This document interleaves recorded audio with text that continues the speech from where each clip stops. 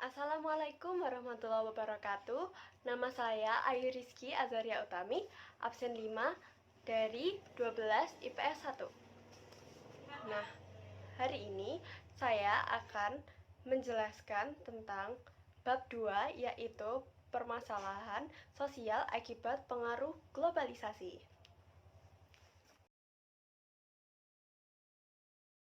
Seperti yang kita ketahui, globalisasi diambil dari bahasa Inggris globalization.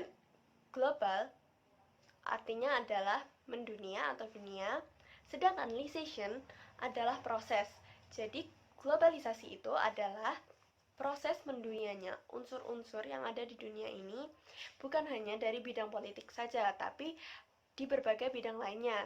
Nah, dari globalisasi itu timbul dampak-dampak yang terjadi pada negara kita, dan itu juga menimbulkan permasalahan-permasalahan. Nah, di sini saya akan membahas yang pertama adalah globalisasi.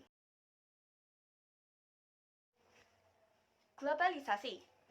Yang pertama ada konsep globalisasi, yaitu mendunianya unsur-unsur tanpa mengenal batas wilayah dan ditandai meningkatnya interaksi melintasi batas-batas negara, kemudian pesatnya industrialisasi, dan sebagainya. Ciri-ciri globalisasi adalah terdapat persepsi diri yang bersifat transnasional, komunitas, tenaga kerja, dan modal yang semakin tidak terikat suatu wilayah, meningkatnya kepedulian dengan permasalahan global, serta meningkatnya kekuasaan institusi dan kesepakatan transnasional. Kemudian yang kedua, perkembangan globalisasi. Bukti autentik ditemukan jalur sutra sebagai jalur perdagangan internasional abad ketiga sebelum Masehi menunjukkan globalisasi telah dimulai sejak periode pramodern. Hingga saat ini, abad ke-20, ideologi, budaya, dan agama akhirnya juga menjadi prioritas selain ekonomi. Jadi tidak hanya lagi di bidang ekonomi, namun juga banyak bidang lainnya, termasuk bidang ilmu pengetahuan dan teknologi, karena seiring globalisasi semakin maju, itu juga diikuti dengan perkembangan ilmu pengetahuan dan teknologi yang seperti kita rasakan, koneksi internet.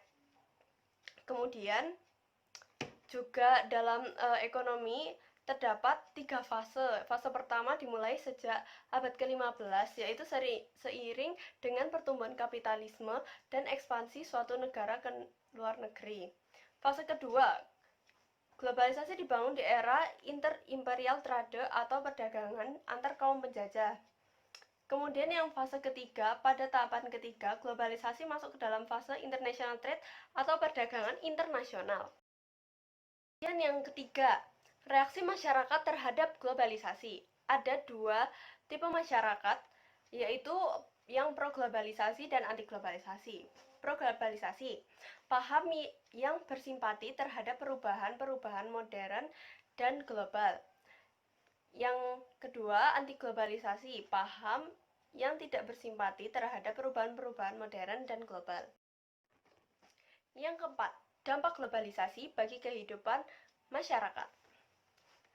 Derasnya arus informasi membuat terjadinya pertukaran budaya lokal dengan global menyebabkan dampak yang positif, yaitu menguntungkan pemilik budaya, dan negatifnya yang mengancam identitas bangsa. Kemudian, konsep globalisasi menurut para ahli. Yang pertama, ada Anthony Giddens. Ia menjelaskan, globalisasi merupakan cara hidup masyarakat pada masa kini. Globalisasi tidak hanya berbicara aspek besar, juga berbicara tentang fenomena yang terjadi dalam kehidupan sehari-hari. Sebagai contoh, menguatnya ekspresi pribadi dengan semakin intensifnya hubungan antar budaya, norma sosial, kepentingan, dan ideologi antar bangsa.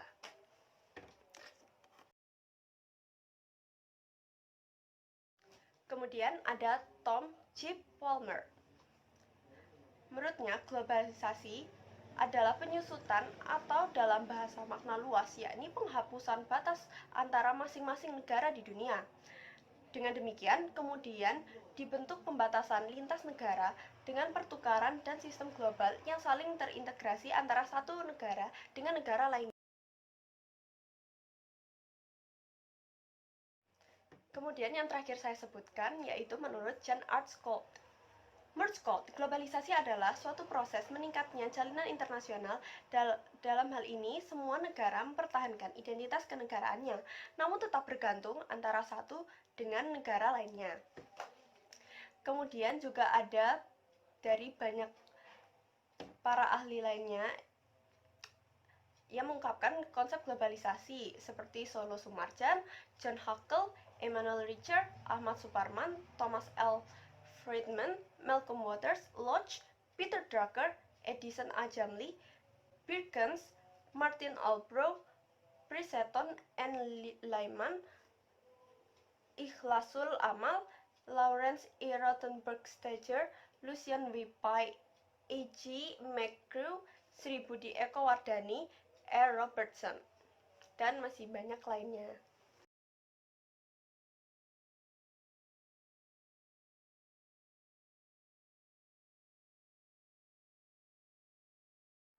Nah, dalam bidang sosial budaya juga terdapat dampak positif dari globalisasi bagi kehidupan masyarakat. Yaitu yang pertama, kemudahan dalam pertukaran budaya internasional. Seperti yang dapat kita lihat, terdapat pertukaran pelajar antara dua negara untuk mempelajari budaya satu dengan yang lainnya. Kemudian mendorong penyetaraan gender. Terus yang ketiga, memicu pembaruan kesenian. Jadi memadukan dua unsur kesenian tradisional yang dipadukan dengan musik yang berkembang pada era modern.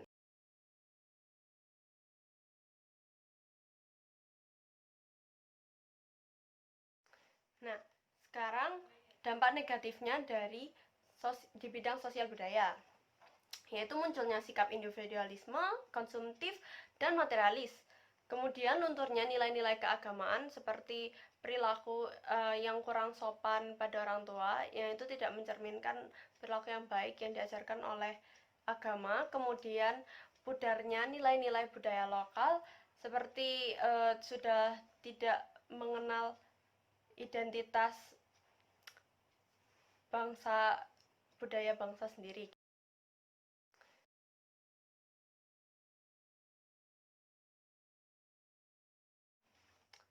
Kemudian terdapat dampak positif globalisasi bagi kehidupan masyarakat di bidang ekonomi. Yang pertama, kemudahan dalam kegiatan ekspor dan impor. Di situ termasuk wujudnya adalah adanya permintaan ekspor benih tanaman hortikultura untuk diekspor ke Jepang, contohnya. Kemudian masuknya perusahaan asing ke sebuah negara. Seperti yang kita lihat, perusahaan asing yang di situ, kemudian peningkatnya sektor pariwisata.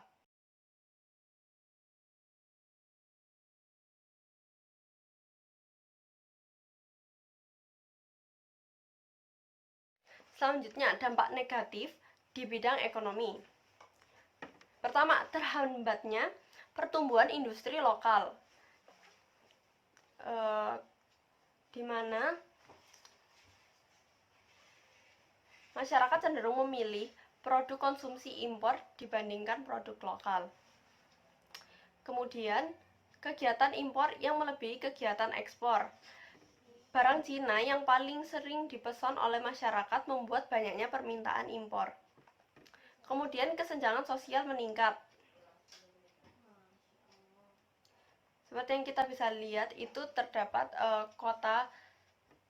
di dalam kota besar itu juga ada kesenjangan sosial yang sangat berbeda drastis. Banyaknya pemukiman yang kumuh dengan gedung-gedung tinggi.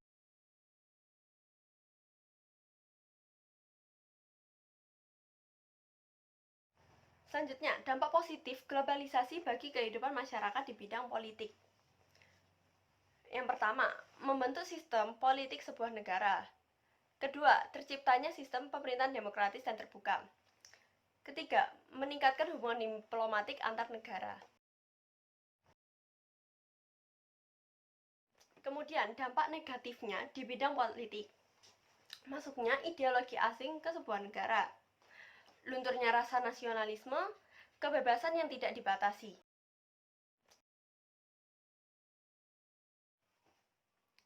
Permasalahan sosial akibat pengaruh globalisasi.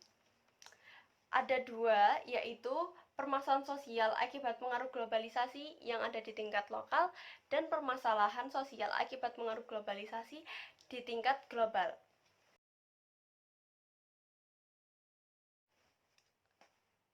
Di tingkat lokal, yang pertama adalah permasalahan lokal di bidang ekonomi. Melalui perdagangan, negara mendapat devisa melalui ekspor dan memenuhi kebutuhan masyarakat dengan impor. Globalisasi perekonomian mengharuskan penghapusan seluruh batasan dan hambatan terhadap arus modal, barang, dan jasa yang semakin pesat itu dapat menggeser eksistensi pasar tradisional.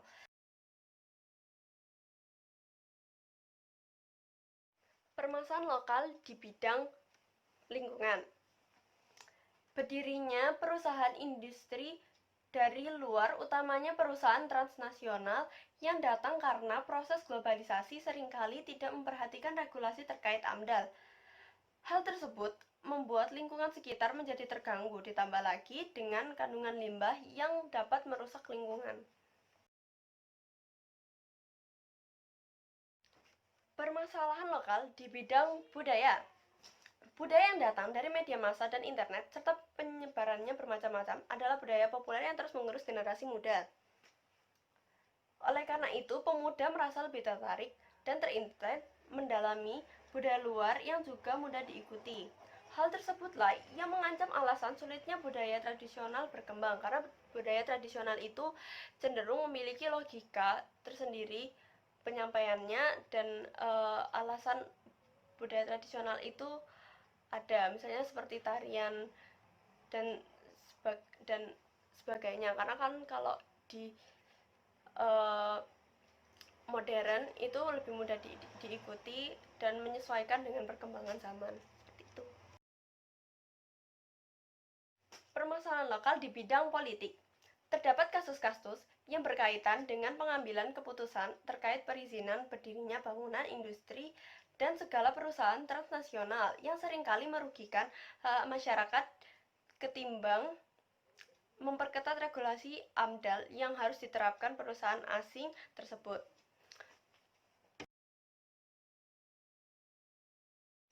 Kemudian, permasalahan sosial akibat pengaruh globalisasi di global. Ada neokolonialisme. Neokolonialisme sendiri adalah praktik kapitalisme, globalisasi, dan pasukan kultural imperialisme untuk mengontrol sebuah negara. Biasanya negara berkembang hanya memperoleh sebagian kecil dan keuntungan industri sebagai dampak ekonomi globalisasi. Selain itu, eksploitasi sumber daya alam meningkat sehingga terjadi kerusakan lingkungan, terutama di negara-negara yang berkembang. Tidak hanya sektor ekonomi, kapitalisme mulai berpengaruh pada sektor politik di negara-negara berkembang. Permasalahan global budaya modern. Populer diambil dari kata pop atau yang sedang digemari atau dikenal masyarakat. Jadi, produk budaya pop seperti K-pop, K-drama, western pop, dan lain-lain yang digerakkan oleh pengelola industri pop berlomba-lomba menjadi trendsetter. Budaya pop terus berkembang dan menggait berbagai macam kalangan dengan media-media yang juga inovatif. Namun hal tersebut menimbulkan potensi memudarkan identitas dan rasa cinta budaya asli. Berikut ciri-ciri budaya populer tersebut. Ciri-cirinya yang pertama, adanya tren dan tingkat kesukaan publik yang tinggi. Tingkat pemahaman yang mudah diingat dan mudah dimengerti. mudah diadaptasi dan mudah diterima masyarakat, bersifat momentum, maksudnya tergantung apa yang saat itu menjadi tema, objek, isu sosial yang menjadi tren, dan mengandung unsur profit atau keuntungan. Permasalahan global konsumerisme. Sikap yang timbul ketika melihat diskon, tawaran transaksi yang mudah, promo, dan lain sebagainya menentukan kebijakan setiap individu masyarakat dalam prioritas pemenuhan kebutuhan. Jika seseorang tidak tergiur dan lebih memfokuskan kebutuhan ketimbang keinginan, tidak akan menjadi target pasar produsen.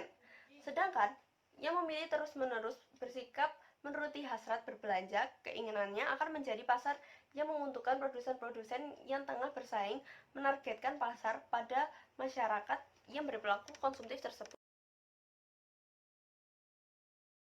Permasalahan global yang timbul akibat globalisasi lainnya yang terakhir ini ada kerusakan lingkungan.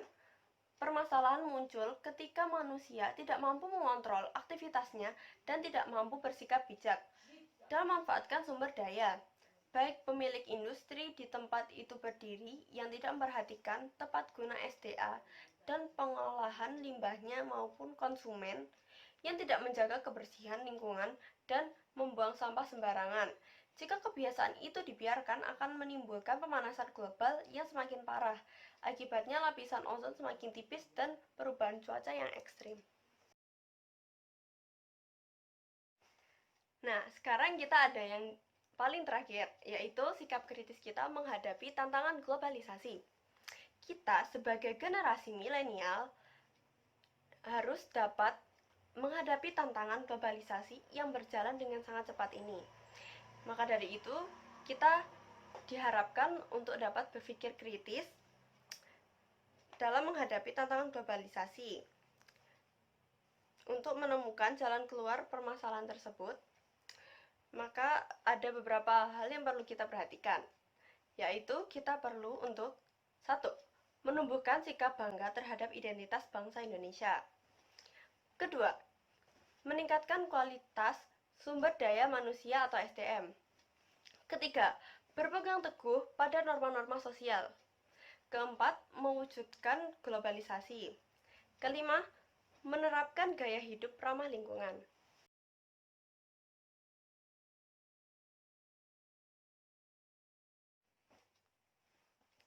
Nah, sekian yang dapat saya sampaikan dari presentasi ini. Mohon maaf bila ada banyak kekurangan dan segala kesalahan saya. Semoga dapat bermanfaat dan terima kasih sudah menonton. Wassalamualaikum warahmatullahi wabarakatuh.